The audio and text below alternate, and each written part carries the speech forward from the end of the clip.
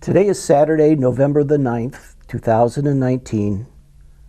The location is the Yankee Air Museum in Belleville, Michigan.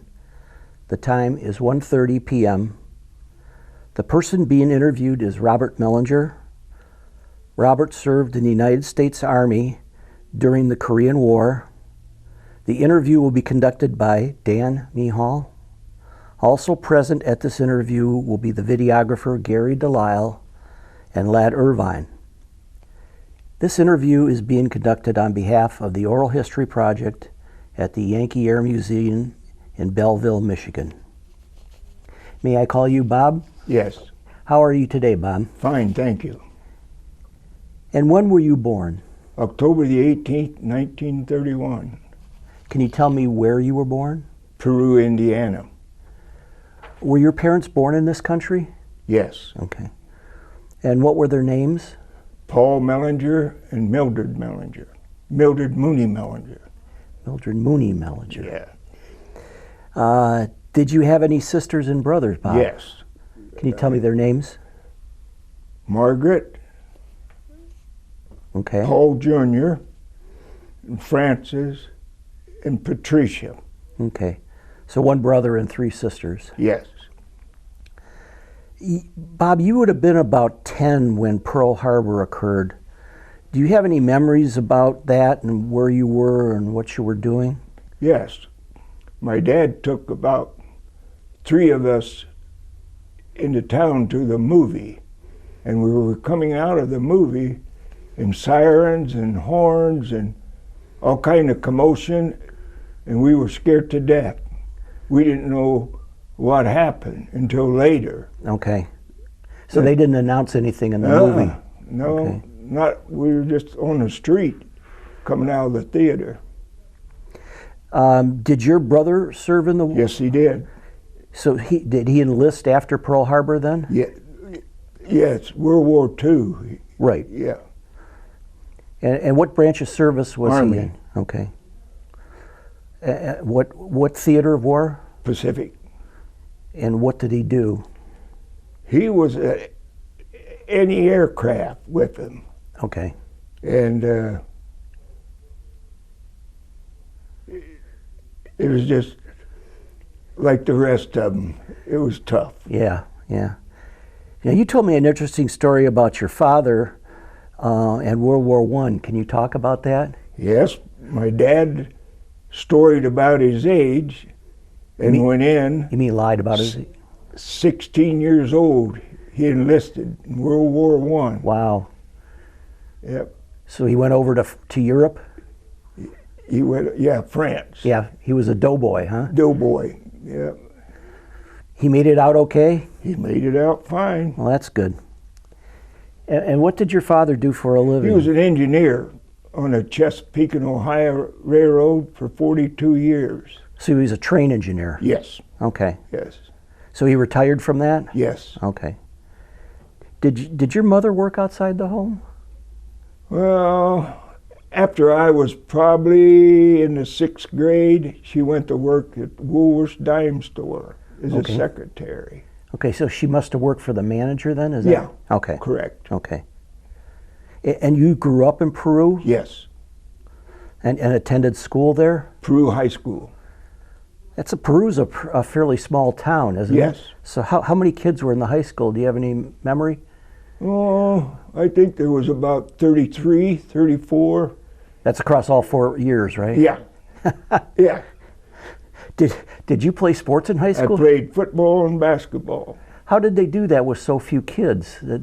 Well, Did you combine with other schools? they consolidated. Ah, okay. Yeah. Little country school. Okay. Out, like that. How far was the school from your house?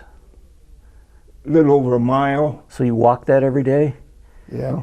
Like they always said, walk uphill both ways? Both ways. That's right. And when did you graduate from high school? 49. 1949. What did you do when you graduated from high school? I went to work at the Peru Foundry as a molder. Okay. So they were making like die casting? Casting, Yeah. yes.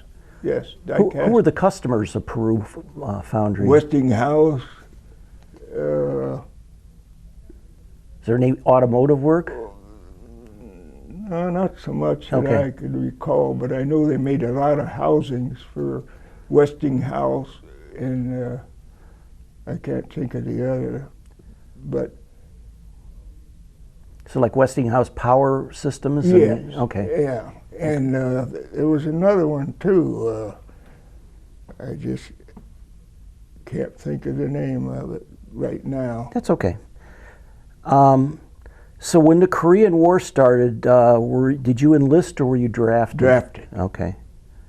And do you remember when that was? December the 8th, 51. You remember the exact day, huh? Right, very much so. And where did you go for basic training? Camp Atterbury, Indiana. Okay. Where is that? Is it near Peru or northern? Yeah, it's towards Indianapolis. Okay. Yeah, So it's farther south. we're more south of Peru. Okay. Yeah. Yeah, my daughter lives in Indianapolis, so Oh, yeah. I'm familiar with the area. What kind of training did you get in basic training? What did they train you on?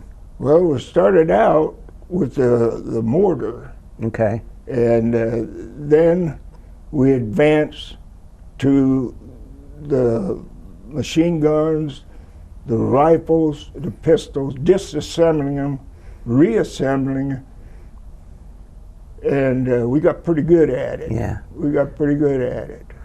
Were you a pretty good marksman? Very much. Expert. Expert marksman? Yes. I That's- got the medal for The it. sharpshooter medal? Sharpshooter medal. Yep. So after you completed basic, what happened next?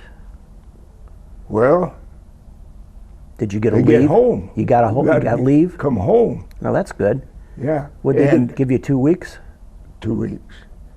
But the sad thing of it, we couldn't tell no one where we were going. That's the hardest thing. Yeah. So you had already gotten your orders on where you were Yes, going? Okay. Yes. Yes. So where did you go from there?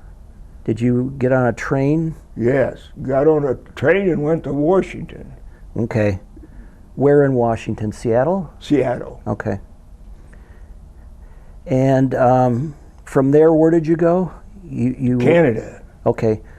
You had a story about the ship and what happened there. Can you tell me about that? Yes. The Marine Adder and. Well, yeah, that's after we were coming home. Well, you were getting ready to board the ship. Oh, I'm sorry. That's right. We were getting ready, the plank going up, and officers come on and said, "Hold it right there! Oh, everybody, stop!" And they were going to read 100 names. Don't get on the adder. And I was one of them. And they took us to a barracks with tar paper covering over the windows. And then I was in the Army Rangers. Just like that, huh? Just like that, 100 of us. Did they give you a special patch or something for that? Yes, they did. Okay. So then you from there you went to Canada. Is that correct? Correct. Yep. We took a luxury liner to the Adak, I think it was. Okay. Yeah. Yeah, it's in by the Aleutians. Yeah. Islands. Yeah, it's a little speck of dirt out in the. There was you had a story about the plane and the. Can you tell me about that? Yes. We got on the plane, and we could see like coral out in front of us, and we finally get stopped, landed, and Yeah. the pilot come back, and he come on the intercom, and he said, "We're very lucky. I almost overshot the runway." Oh, jeez. And when we got off and looked, yeah. And he said, we had all our full packs on, everything, and he says, "It looks like you're going somewhere, and give them hell." So you guys the plane must have been overloaded. Overloaded, yeah. It was, yep. So what happened then? You left Attic and went. Yeah, went to Japan. You got on a ship? Yeah, got on a ship and went to Seibo, Japan. Okay. Then we went, for that I think I went to Camp Drake. Okay. Yeah, that's in Alaska. Okay. Camp Drake. So that was been on mainland Alaska? Yeah. Okay, so Yeah. near Anchorage somewhere, or? Yeah, I can't remember. That's okay. Somewhere on the mainland, anyways. Yeah, it was on the mainland. Okay, so you landed in Japan, and in Cebu, and then you got on some trucks? Yes, Yeah. trucks. Looked like cattle trucks.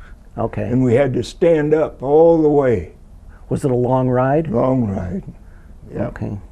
So where did you go then? Just to a camp somewhere in Japan? Went to a camp, and when we unloaded, we were walking down this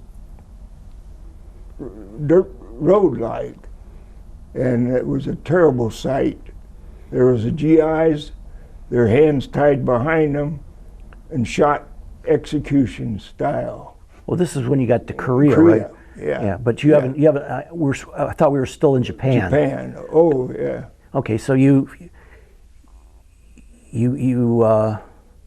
you, when you were in Japan, as you traveled in Japan to go to the port where you were going to leave, you went by Hiroshima? Is that correct? Hiroshima, right. And can you describe what it was like what Hiroshima looked like?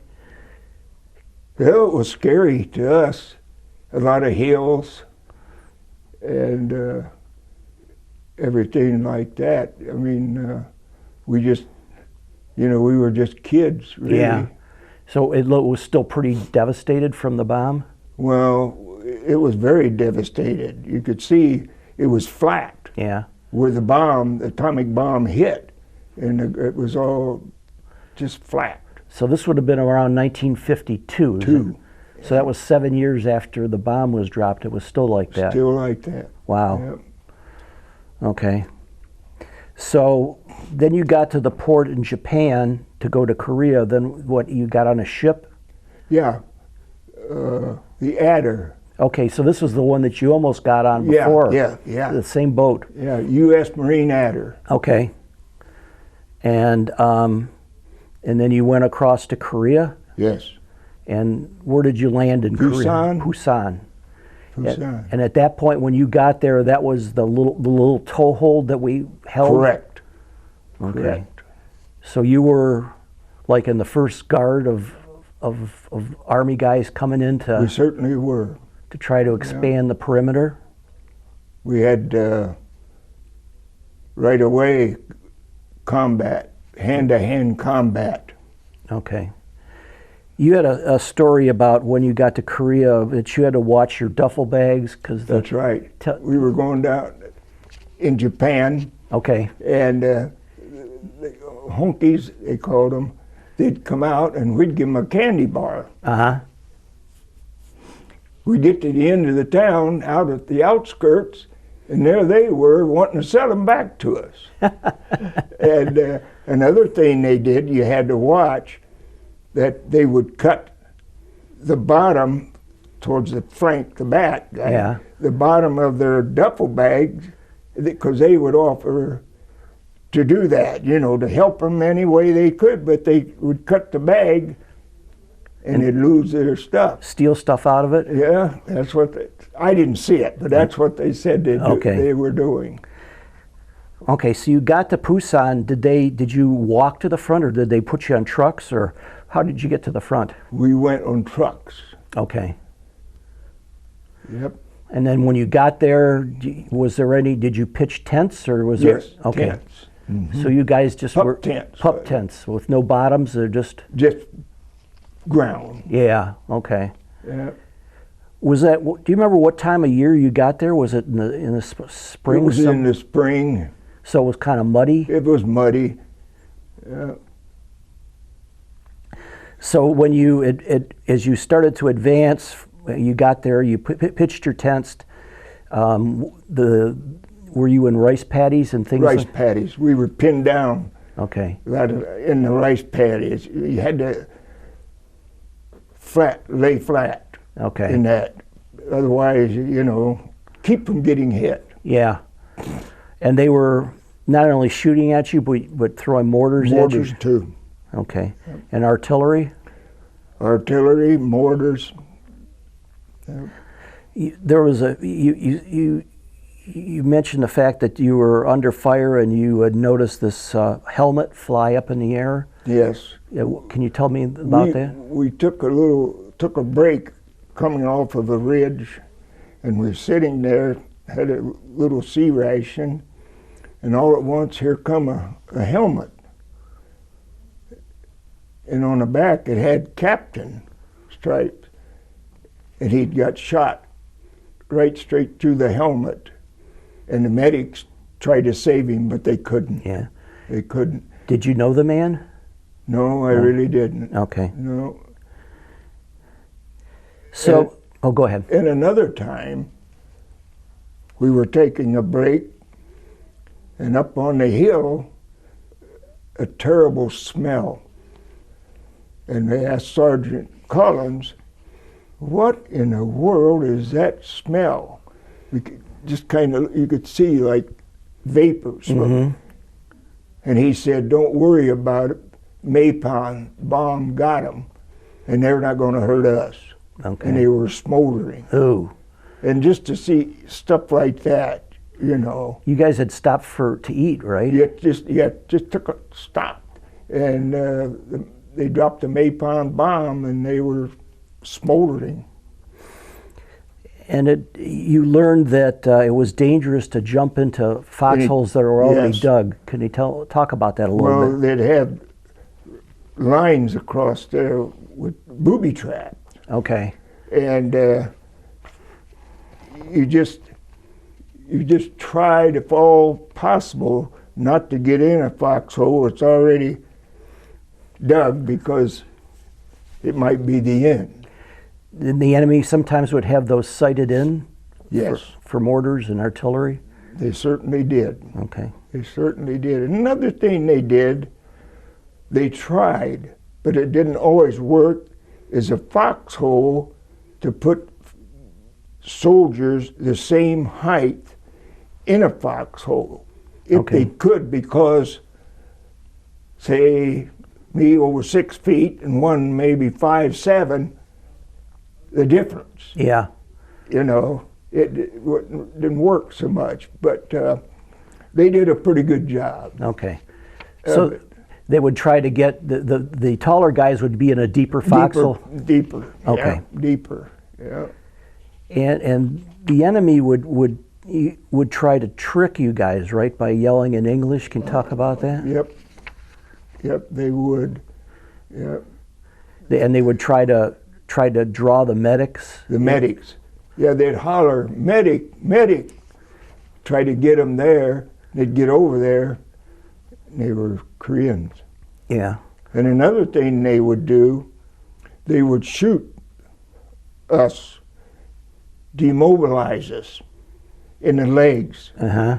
Then they would take and bayonet them. And that just made us, you know what? Yeah, really mad. Really, really mad. And you had mentioned that the medics were changing helmets because medic had a red cross on the front, right? Yes. And they would change out to a regular helmet? Regular helmet. Was that because the enemy was targeting? Correct. Yep. That seems like that violates something. Well, they were horrible. Can you tell the story of how you came to carry a BAR? Yes. We were another battle every day. And probably 4 or 5 holes down from us, foxholes. guy got shot. I didn't know it at the time. And the medics came and covered him up. Well, finally, when we got relief a little bit where we could move, I knew him. And he had a bracelet on his arm, and it was sticking out of the blanket. Okay. And I knew he was a BAR man. So I threw the blanket back, put my M1 down, and picked up the BAR, and I said, "Sergeant Collins, is it all right if I take this BAR?" He says, "Go ahead, Bob. You're a strong man. You'll do a good job." And I did a good job. Did you know the man that was hit? Yes. He was a buddy of yours? Yes. That's too bad. Yes. Now the BAR is a pretty heavy weapon, isn't it? Browning automatic rifle. 20 clip, hold 20. And the weapon, how much did the weapon weigh? 20 pounds. Wow. How many clips did you carry then? Like 2 or 3 extras? Oh yeah, whole bazaar. Cross. Then I had another buddy that would carry ammo for me Okay. because I kept it hot. Okay. Yeah. I did a good job. Can you describe how you used the weapon? Yes, I would go bursts. Okay. You know. Quick bursts? Yeah, quick burst. Burp, burp, burp, burp, stop and go to the left and burp, burp, burp, because the reason you do that, because Chinese were coming down one side, Koreans down the other side. And it did a good job. Okay. It did a good job.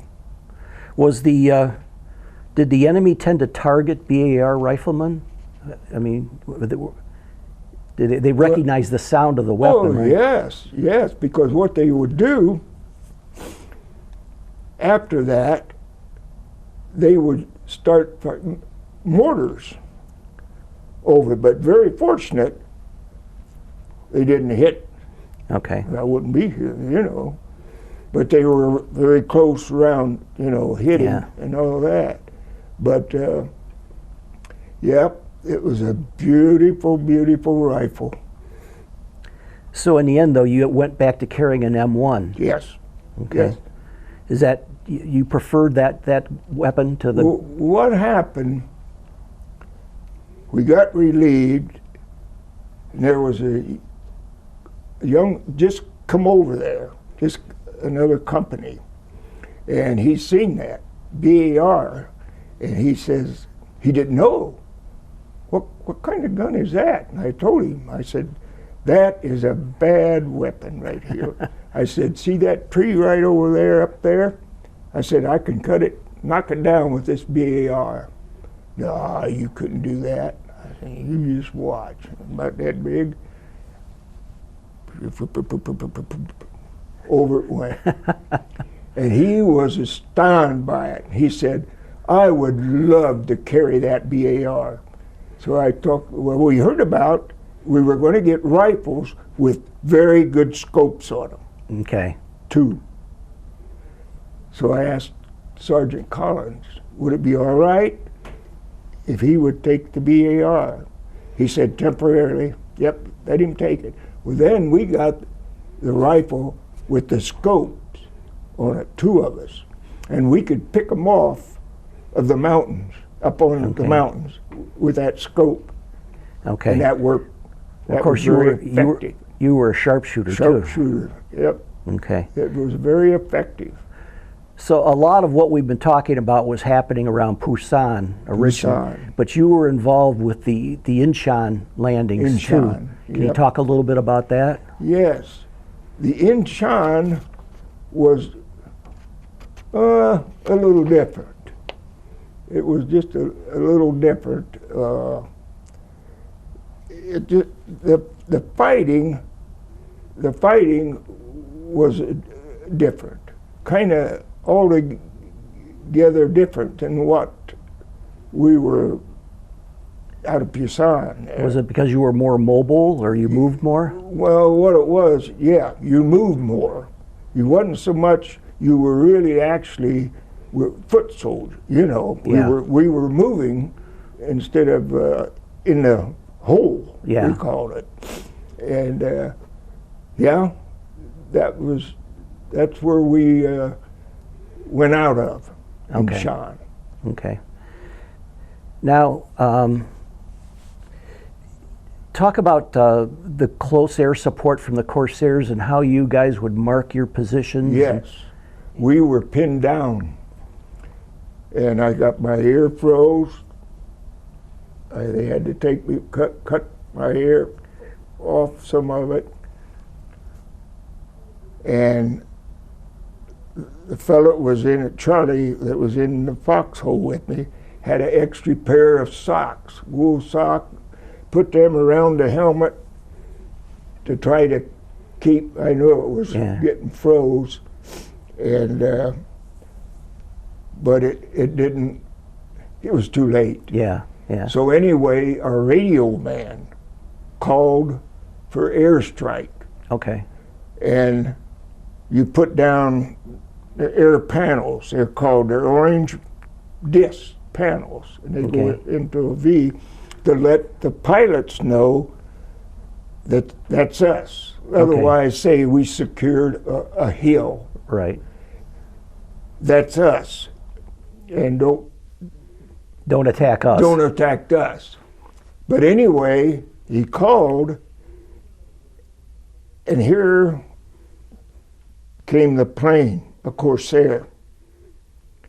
And we didn't get the paddles down quick enough, and it got some of us too. Okay. But it was our fault. We didn't get the paddle down. So he made another pass, come around, seen the panels, give us this with the wings, Right. and then made two more passes. Okay. And to this day, because Harold, when the radio man called to tell him that we didn't have the panels down yet, that Harold talked to him, or the pilot did, Right. that I can't just turn. He was coming fast and low.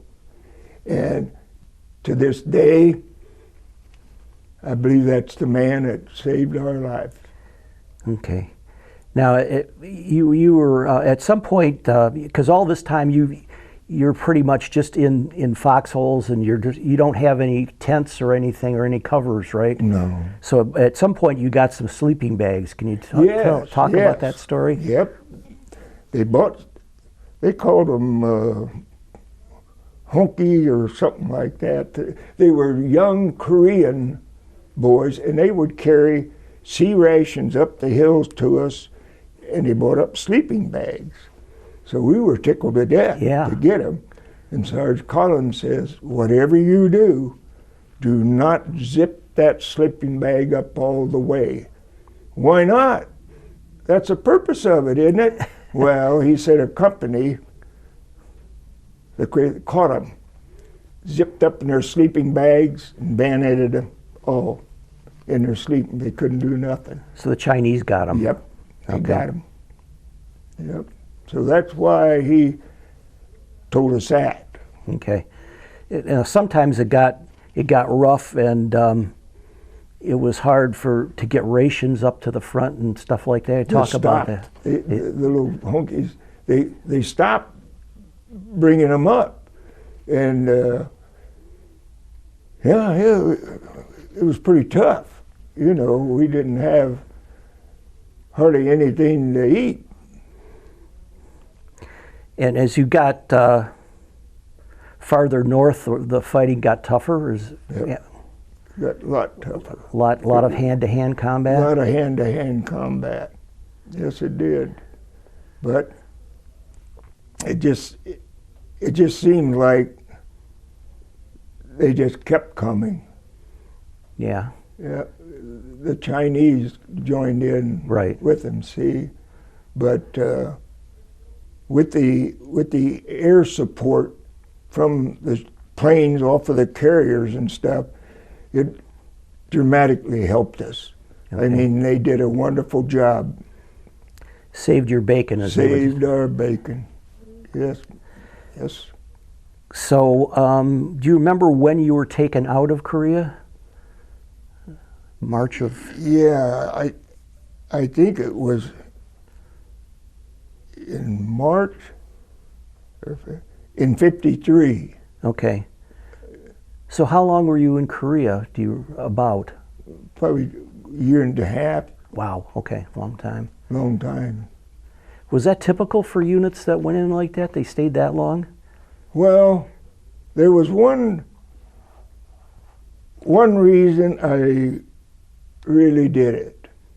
Sergeant Collins asked me, I was a PFC at the time, and he asked me if I would be willing to stay longer, sign up. And he said, you'll be a corporal. You're a corporal if you do. Well, I'm here, so I did. And that's far as I went was corporal. Okay. But that's why I stayed longer. You must have admired Sergeant Collins. He was a good sergeant. Yes, he was. Okay. So when they took you out, how did you leave? Did you have to march down to, where did you march to? Marched down to Incheon. Okay. And then we got on a ship to leave. Okay. And would you believe that ship was the Mellinger? The Marine Adder? The one that I didn't come over on. Yep, Marine Abner. And we got down, when we got down over there, we got down and kissed the ground. We knew we were coming home. But we didn't get, if something else happened, they'll tell you about it. Yeah. What was the food like on the boat on the way home? Wonderful. Well, no, but we couldn't handle it. You've been eating sea rations? Oh my gosh, it was good food, but we upchucked it. Yeah. All of us. We just couldn't. We was not used to any food like that. It was terrible. And then we got caught out there 17 days. Wow. With a typhoon. They couldn't come in with the ship. Were you actually caught in the typhoon? Yes. That must have been hard to take on that ship. Coming over the ship. Yeah, it was bad. I mean, because it must have been pitching and... Yep. 17 days.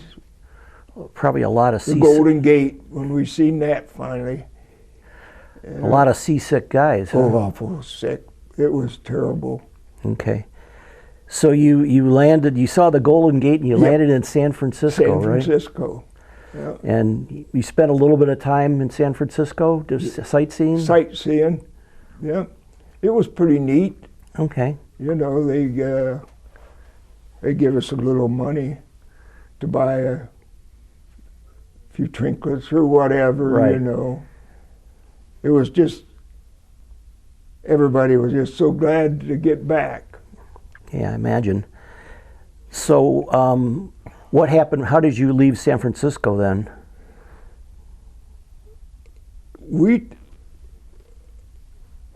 I think we Did you take a plane? took a plane, yeah, a plane to Indianapolis. Okay. That's where we landed, in Indianapolis. Then my folks came and got me. Drove down from Peru? Yes. Okay. Yes. Drove down to Peru. Yeah. Must have been good to get home again. Oh, yes, it was. Yes. So when you got home, did the Army muster you out then? Yes. Okay. Yes. Did you think about staying in the reserves at all, or had you had enough of the Army? No, I thought about it, but I didn't. Okay. I didn't go in the reserve, no. So when did you meet your wife? In 50. Okay. Yeah, in 50. So a year after you graduated from high school? High school, yeah. Okay. And When was your first child born? Let's see, 53. Okay. It was who was a boy or girl? Girl, And what was her name? Joyce. Joyce. Did you have a son too? Yes. When you were in the service? Michael. Michael. Yeah. So he was born when you were in Korea? Yeah. Okay. Yeah. How did you find out about that? Did they send you a telegram? Telegram. Yeah. Okay. That must have been what's the word? I'm trying to look for the right phrase, but you were in Korea in combat and you get a telegram that you have a son. That's sort of Yeah, kind of. hard to take in a way. Yeah. And, you know, you're just awful happy, but you'd Yeah. like to been there. Yeah. The birth. What did you do after you left the service? What kind of job did you get? Let's see, after I left, I went to work at Dexter, Michigan, at Michigan and molded plastics, injection molding. Yep. And then my sisters moved to Michigan and they went to Eastern Michigan Okay. University. And Margaret, my oldest sister, got into Ford's in the office. And we were having a little family get together. And she said, "Bob, do you ever think you'd like to go to work for Ford's?" I said, "I never dreamt of it, you know." And she said, "They're going to be hiring, and I can get you in there." So she wrote down this, Kenneth Merriman was his name, on this paper, and she said, "There'll be a lot of guys lined up." She said, "Don't pay no attention, you go right on by them to the guard shack and give this to the guard, and he'll tell you where to go." Well, that was pretty scary because big guys, you know, Yeah. hey, the line forms in the back.